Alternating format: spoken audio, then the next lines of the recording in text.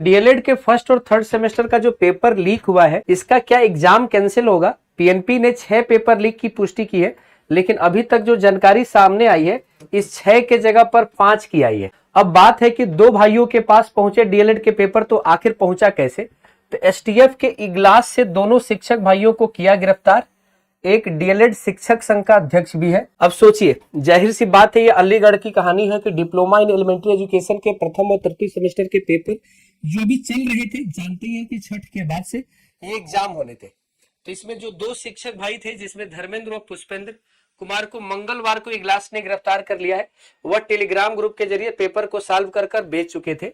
तो देखिए, पहली बात तो 80 लोगों को पेपर बेचने की यहां पर पुष्टि आई है, और जो बाकी पुष्टि है वो जब भी पेपर कैंसिल कब होता है, तो एग्जाम के कैंसिल होने का चांस तब होता है जब पेपर ज्यादा संख्या में, तो यहाँ पे केवल 80 स्टूडेंट तक पेपर पहुंचा हुआ है। जब इनको कोर्ट में पेश किया गया है और उसके बाद जेल भेज दिया गया है, तो एसपी देहात अमृत जैन ने बताया कि गांव नगला हरिकरना के निवासी हैं ये दोनों लोग, और प्रश्न पत्र आउट करने वाले गिरोह से मंगाकर इन्हें सॉल्व करने की सूचना मिली थी। सुबह 9:15 पर इन दोनों को गिरफ्तार कर लिया गया। इनके पास एक laptop, 2 mobile phone, debit card, pan card और कुछ कैश रुपए मिले थे, बाकी ऑनलाइन। ये जो वो पेपर है जो कठिन थे और जिसके लिए डिमांड थी। तो सोशल स्टडीज, साइंस और मैथ्स, हिंदी और संस्कृत 3 नवंबर और 31 अक्टूबर ये पेपर इनके लीक हुए हैं। अब जाहिर सी बात है, जब पेपर लीक हुए हैं तो ये पेपर कहीं से मंगाए गए होंगे।